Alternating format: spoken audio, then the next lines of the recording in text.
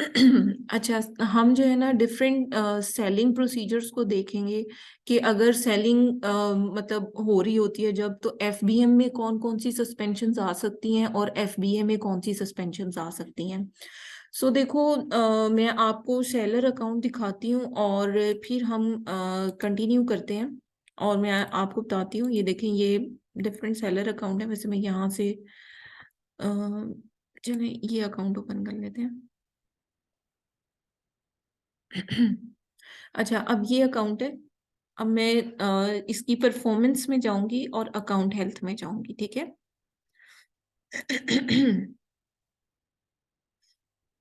जी, मैं बस शेयर कर रही हूँ आपके साथ दोबारा से। जी, अब देखें, ये अकाउंट की हेल्थ होती है, ठीक है। इसमें जो चीजें इंपॉर्टेंट हैं, सबसे पहले देखो, ये जो राइट साइड पे इसकी शिपिंग परफॉर्मेंस है और लेफ्ट साइड पे कस्टमर सर्विस परफॉर्मेंस है। ये दोनों एफबीएम के केस में होते हैं, यानी कि जब हम ऑर्डर खुद से फुलफिल कर रहे होते हैं, चाहे वो हम ड्रॉप शिपिंग करें, चाहे हम वो थर्ड पार्टी के थ्रू ड्रॉप शिपिंग कर रहे हो, चाहे हम प्योरली जो है वो एफबीएम कर रहे हो, यानी कि 3PL की सर्विसेज लेकर, और फिर हम प्रोडक्ट को वेयर हाउस से कस्टमर्स तक शिप कर रहे हो। उस केसेस में जो वायलेशन आती है वो इस पोर्शन में आती है, ये वाला पोर्शन और ये वाला पोर्शन। लेकिन ऐसा नहीं है कि ये पोर्शन जो है वो इसके लिए होता ही नहीं है। ये एफबीएम के लिए भी होता है पोर्शन और एफबीए के लिए भी होता है। ये जो पूरा पॉलिसी कंप्लायंस है, ये एफबीए और एफबीएम दोनों पर अप्लाई होते हैं। लेकिन अगर आप कर रहे हो एफबीएम, तो एफबीएम में फिर ये पूरा पोर्शन आपके लिए उतना ही इंपॉर्टेंट होता है। आपको हर वक्त इन सारी चीजों की मेंटेनेंस करने की जरूरत होती है। अच्छा, अब इसमें देखिएगा कि ये जो कस्टमर सर्विस की परफॉर्मेंस है, इसमें ये सारी चीजें इंपॉर्टेंट होती हैं। इन सब की वजह से अकाउंट में डीएक्टिवेशन आ सकती है। और अगर पॉलिसी कंप्लायंस को देखा जाए, तो पॉलिसी कंप्लायंस में भी ये सारे पॉइंट्स हमारे लिए काफी ज्यादा इंपॉर्टेंट होते हैं। उसकी रीजन ये है कि आईपी कंप्लेन भी आ सकती है, सस्पेक्टेड भी हो सकती है, रिसीव भी हो सकती है। प्रोडक्ट की ऑथेंटिसिटी को भी देखा जा सकता है, प्रोडक्ट कंडीशन को भी, फूड प्रोडक्ट सेफ्टी इशू, ये सारे माइनर इश्यूज हैं जो कि अकाउंट के साथ चलते रहते हैं, ठीक है। तो मैं आपके साथ फाइल शेयर करती हूँ, मुझे 1 मिनट दीजिएगा।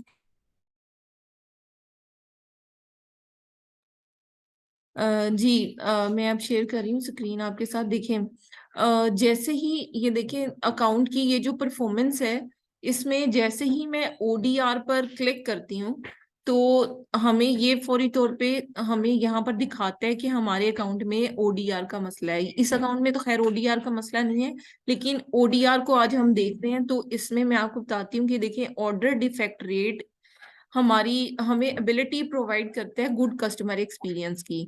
और जितने भी ऑर्डर्स होते हैं जिसमें डिफेक्ट होता है, यानी कि अगर फॉर एग्जांपल हमने लास्ट 30 डेज में 100 ऑर्डर्स को प्रोसेस किया, तो उसमें से लेट से 3 ऑर्डर ऐसे थे जो कि डिफेक्टिव थे, जिसपे नेगेटिव फीडबैक आया, या फिर कस्टमर ने रिफंड ले लिया बैंक के थ्रू, यानी कि चार्ज बैक ले लिया, या फिर A to Z guarantee claim किया। अमेजोन को उसने डायरेक्ट कहा कि मुझे रिफंड नहीं मिल रहा, आप मुझे रिफंड दें, उसे A to Z guarantee claim कहते हैं।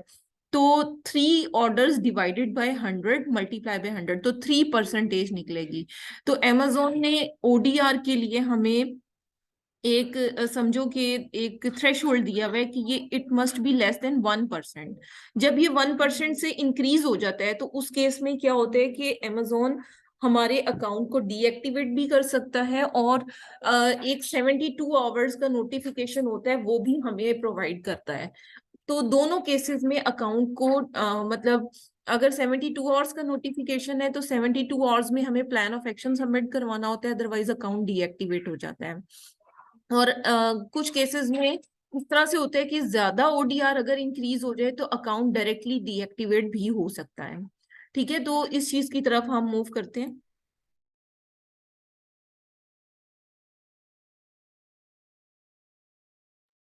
अच्छा, अब इसमें देखें, ये चीज हो गई ओडीआर के बारे में, मैंने आपको बता दिया। अब ओडीआर में ये 3 चीजें बहुत इंपॉर्टेंट है: negative feedback, A to Z guarantee claim और चार्ज बैक। अब हम वन बाय वन इन तीनों चीजों को देखते हैं कि ये तीनों चीज क्या, तीनों क्या होते हैं। क्योंकि ODR is a combination of these three things, ठीक है, इन तीनों चीजों की कॉम्बिनेशन से ये वाला इफेक्ट इम्पैक्ट यहाँ पर क्रिएट होता है।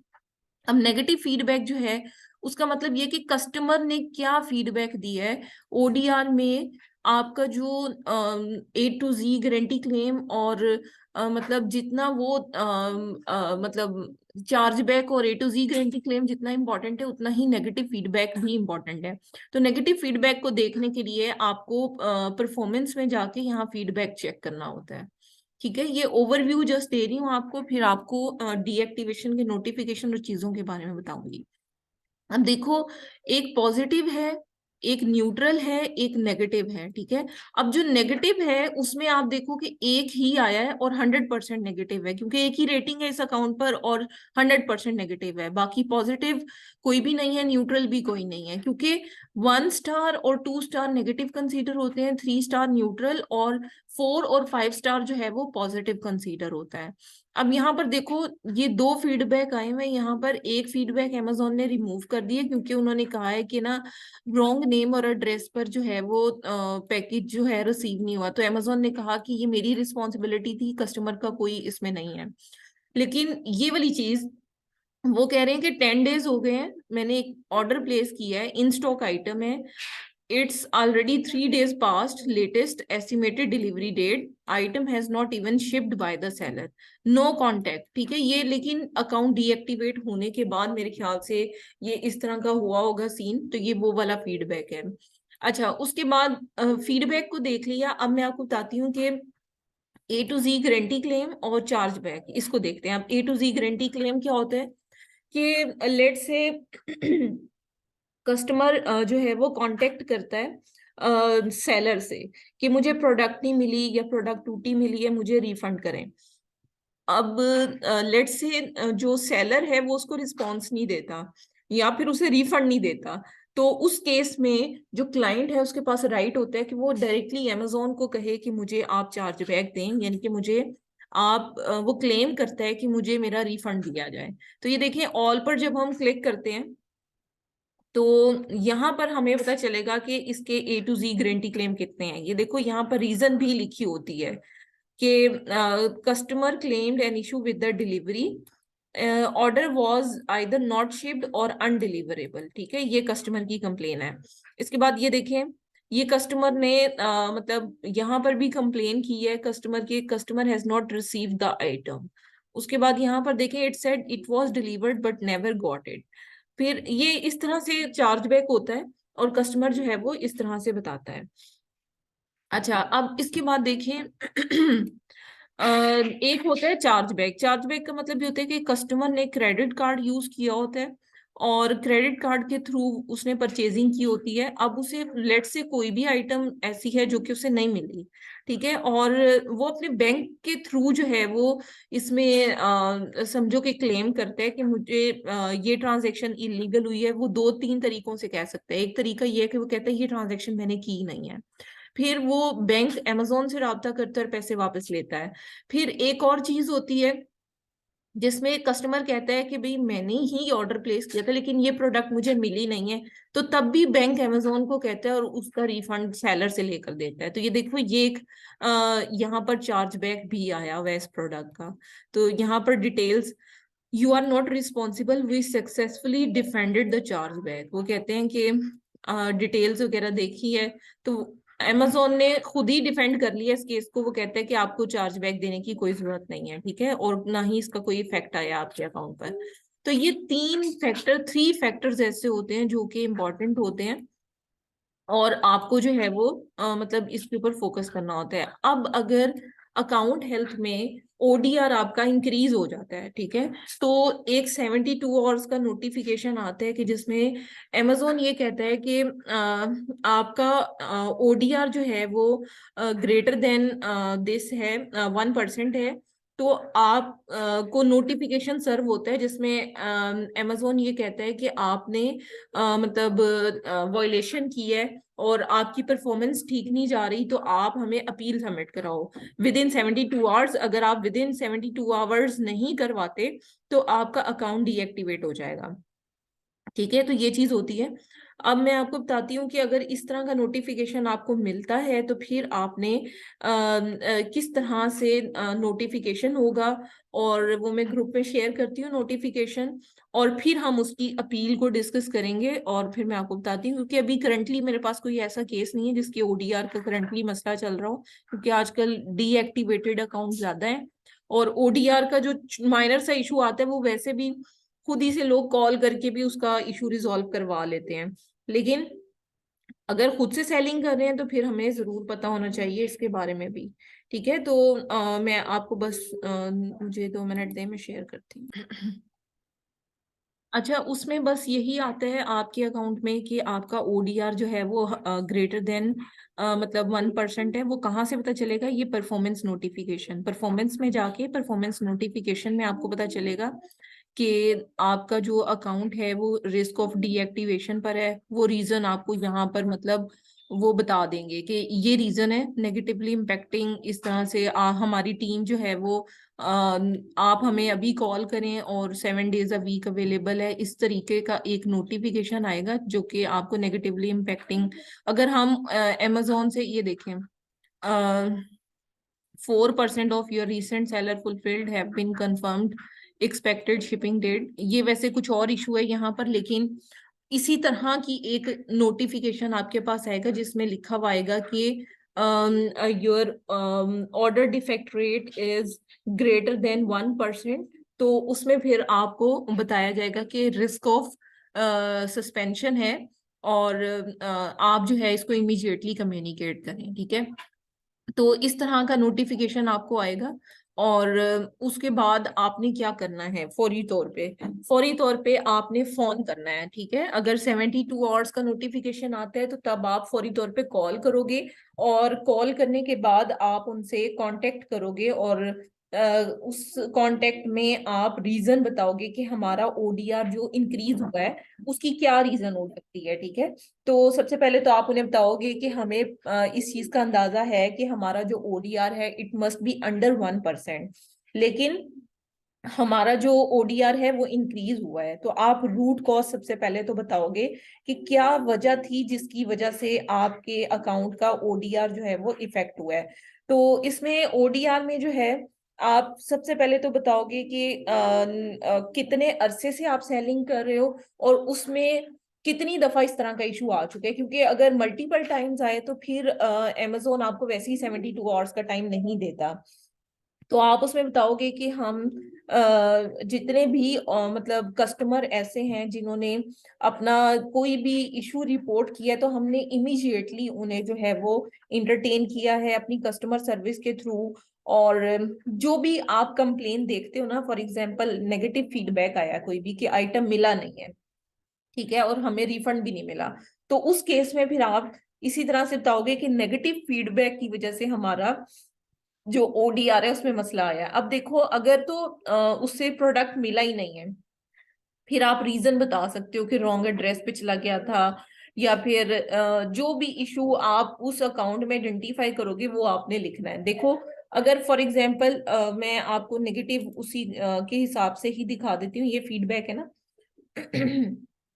ताकि लाइव भी आपको सर्च करना आ जाए। जैसे ये प्रोडक्ट है जिसमें नेगेटिव फीडबैक है, इस ऑर्डर आईडी को आप ओपन करोगे और इसका सारा डेटा फेच करोगे कि क्या था। अब देखो, we refund you totally regards, ये है। ठीक है, अब ये एक नोट, सेलर नोट लिखा हुआ है कि उन्होंने दिया हुआ है रिफंड, देखो कंप्लीट रिफंड दिया हुआ है।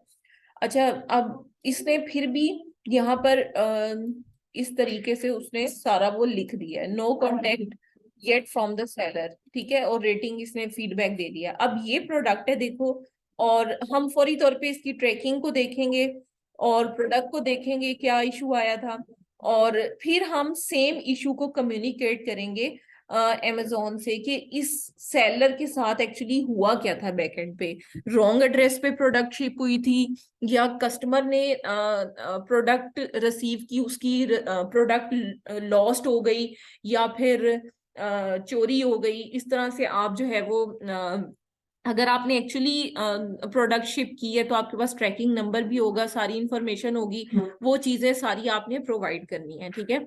अच्छा, ये तो रीजन हो गई। आप बताओगे कि हम रिलायबल शिपिंग कैरियर को यूज करने में फेल रहे हैं, जिसकी वजह से हमने शायद जो प्रॉपर ट्रैकिंग इंफॉर्मेशन है वो प्रोवाइड नहीं की, जिसकी वजह से पैकेज प्रॉपरली लोकेट नहीं हो सका और उसकी वजह से नेगेटिव फीडबैक आया, ठीक है। फिर आप उसके बाद ये भी बताओगे कि जितने भी अफेक्टेड कस्टमर हैं जिनको उनके ऑर्डर रिसीव नहीं हुए थे, हमने फौरी तौर पे फुली रिफंड कर दिया है, इस कस्टमर को भी हमने रिफंड कर दिया फौरी तौर पे। अच्छा देखो, जिस तरह की मैंने आपको बताया था ना कि 3 पोर्शंस होते हैं। फर्स्ट पोर्शन में आपने रूट कॉज बताई कि शिपिंग कैरियर सर्विस की वजह से प्रॉब्लम हुई, ठीक है।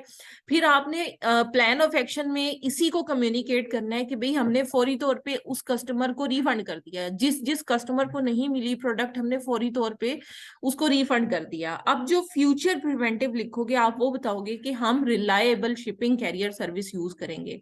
फॉर एग्जाम्पल, हम पहले यूएसपीएस यूज कर रहे थे तो हम अब फेडेक्स यूज करेंगे, या पहले हम फेडेक्स यूज कर रहे थे तो अब हम यूपीएस यूज करेंगे, तो वो लाइक, या हम अमेजोन की इजी शिप सर्विस यूज करेंगे, ठीक है। इस तरह की आपने फिर उसमें फ्यूचर में इस इशू को रिजॉल्व करने के लिए आपने क्या किया वो पॉइंट आपने इसमें लिखना होता है।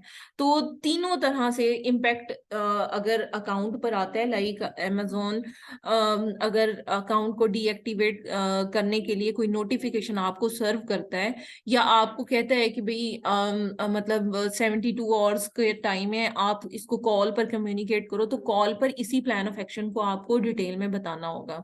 और अगर 72 आवर्स में हम कम्युनिकेट नहीं करते तो अमेजोन हमारा अकाउंट डीएक्टिवेट कर देता है। फिर यही अपील हमें इन रिटर्न फॉर्म में अमेजोन को सबमिट करवानी होती है। देखो, अपील को जब हमने सबमिट करवाना होता है तो उसके लिए हमें सबसे पहले परफॉर्मेंस पे जाकर अकाउंट हेल्थ में जाना होता है। देखो, अगर अकाउंट डीएक्टिवेट हो गया तो फिर वो फोन पर आपकी अपील नहीं सुनेंगे। तो यहाँ पर देखो, अकाउंट हेल्थ में जाओगे तो यहाँ रीएक्टिवेट योर अकाउंट पर आपने क्लिक करना है। अच्छा, यहाँ पर कॉल मी नाउ पर क्लिक करके वो कॉल करना भी आपको बता देती हूँ। पहले सबमिशन देख लेंगे आपने सबमिट कैसे करवानी है, ठीक है। तो यहाँ सबमिट न्यू इन्फॉर्मेशन अभी तो लिखा आ रहा है क्योंकि इस पर पहले अपील्स हो चुकी हैं, लेकिन जब आप पहली दफा करोगे तो सबमिशन रिक्वायर्ड लिखा हुआ आएगा। अब देखो, यहाँ पर वो पूछ रहे हैं कि क्या आपकी डीएक्टिवेशन एरर में हुई है, ठीक है। अगर नहीं हुई एरर में तो फिर आपको यहाँ पर प्लान ऑफ एक्शन सारा सबमिट करवाना पड़ेगा, ठीक है। अगर आप नो करते हो, फिर आप नेक्स्ट पर अगर क्लिक करते हो, फिर वो यहाँ पे डॉक्यूमेंट मांग रहे हैं, तो यहाँ पर आप अपना जो मतलब आपने अपील लिखी है उसका पीडीएफ भी आप अटैच कर सकते हो, ठीक है। ये चीज हो गई। अब अगर कॉल करनी है आपने, तो कॉल करने के लिए मैं आपको बताती हूँ कि वही अकाउंट हेल्थ परफॉर्मेंस पे जाकर आपने, और अकाउंट हेल्थ पर आपने क्लिक करना है, कॉल मी नाउ पर क्लिक करना है।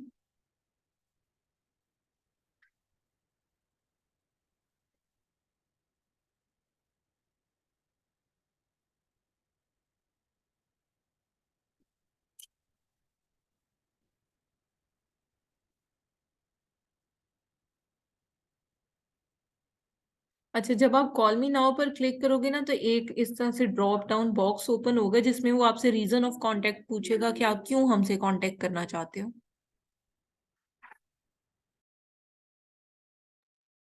जी, अब ये देखें, इस तरीके से आपके सामने ये ओपन होगा जब आप कॉल मी नाउ पर क्लिक करोगे, ठीक है। आपने डिस्क्राइब योर इशू में लिखना है I need assistance regarding account reactivation, ठीक है। बस कुछ भी इस तरह से लिख दीजिएगा, जरूरी नहीं है कि ये सेंटेंस लिखें, आप कुछ भी लिख सकते हैं। उसके बाद आपने यहाँ पर फोन नंबर देना है, ठीक है। ये फोन नंबर आपका यूएस का होना जरूरी है, वैसे और नंबर भी यहाँ पर है लेकिन मेरा नहीं ख्याल कि पाकिस्तान का नंबर यहाँ पर, हाँ, पाकिस्तानी नंबर यहाँ पर अलाउ नहीं है, ये देखें क्योंकि पाकिस्तान लिखा हुआ नहीं आ रहा, ठीक है। तो यूएस का नंबर ही हम यहाँ पर लेंगे, और यूएस के लिए टेक्स्ट नाउ का फ्री लिंक है, वो एंड्रॉयड फोन पर आप डाउनलोड कर सकते हैं। उस पर एक फ्री नंबर मिल जाता है, फ्री कॉल हो जाती है। फॉर एग्जाम्पल मैं जस्ट ऐसे ही एक नंबर रेंडमली ऐसे यहाँ पर एंटर कर रही हूँ। ये नंबर एंटर करने के बाद ये जो रीकैप्चा है, ये जो इमेज है, इसको आपने यहाँ पर लिखना है, ठीक है। ठीक है, उसके बाद आपने कॉल मी नाउ पर क्लिक करना है, तो फौरी तौर पे इस नंबर पे आपकी कॉल आ जाएगी। ठीक है, तो इसका मतलब है कि आपको कॉल करने के लिए जस्ट ये सारी चीजें चाहिए। और आपने दोबारा से देख लें, अकाउंट हेल्थ पर जाना है, वहां पर कॉल मी नाउ के बटन पर आपने क्लिक करना है। जैसे ही आप कॉल मी नाउ पर क्लिक करोगे तो फौरी तौर पे एक टैब ओपन होगी, वहां पर आपने अपनी सारी डिटेल्स एंटर करके जस्ट कॉल मी नाउ पर क्लिक करना है। यूएस के लिए 24/7 आप कॉल पर बात कर सकते हो, और जरूरी नहीं है कि आप इंग्लिश में बात करो। उनके कुछ सपोर्ट टीम इस तरह के भी होते हैं जो कि हिंदी में बात कर सकते हैं। सो आप अगर हिंदी में बात करना चाहते हो तो आप फोन करोगे और उनसे रिक्वेस्ट करोगे कि we want to speak in Hindi, so is there any support जो कि आप हिंदी में प्रोवाइड कर सकते हैं। तो ऑब्वियसली वो आपकी कॉल या ट्रांसफर कर देंगे, या फिर वो आप अगर वो बोल सकते हुए तो वो फौरी तौर पे आपसे बात कर लेंगे। तो आप अपने इशू को कम्युनिकेट करोगे, अपनी अपील ओडीआर की फौरी तौर पे इस तरह से कॉल पर भी सबमिट करवा सकते हो। और जो मतलब अगर डीएक्टिवेशन आ जाती है तो उसकी रीएक्टिवेशन के लिए मैंने आपको सबमिशन बता दी है कि अकाउंट हेल्थ पर जाओगे और यहाँ पर रीएक्टिवेट योर अकाउंट पर क्लिक करोगे।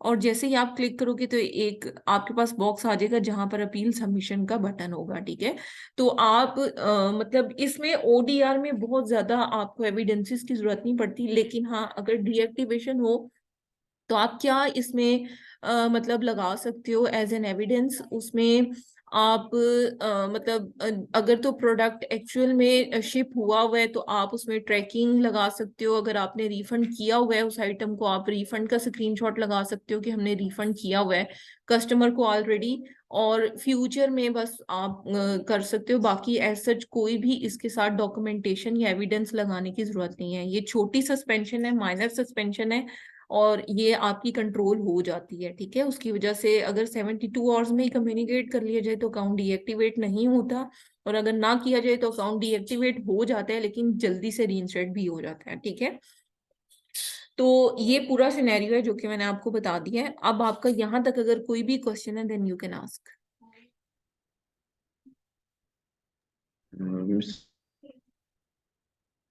जी प्लीज पूछ लें।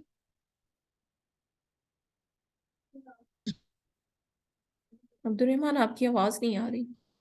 ओके, मैं कह रहा हूँ कि मेरी तरफ से क्लियर। ठीक है, अदरीस आपकी तरफ से अगर कोई क्वेश्चन है तो काइंडली जी जी मैम ठीक है। क्लियर हो गया।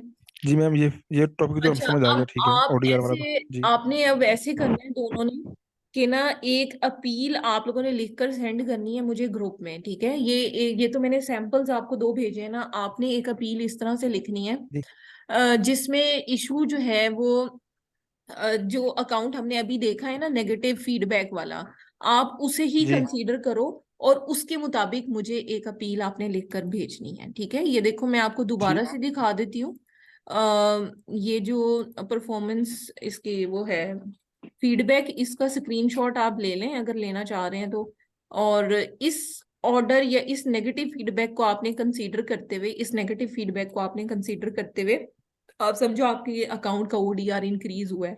अब आपने कम्युनिकेट करना है तो आप किस तरह से करोगे। ठीक है, ये जी पहले ठीक इसका हो गया। स्क्रीनशॉट ले लें आप, या मैं ग्रुप में लेकर आपको शेयर कर देती हूँ, 1 मिनट।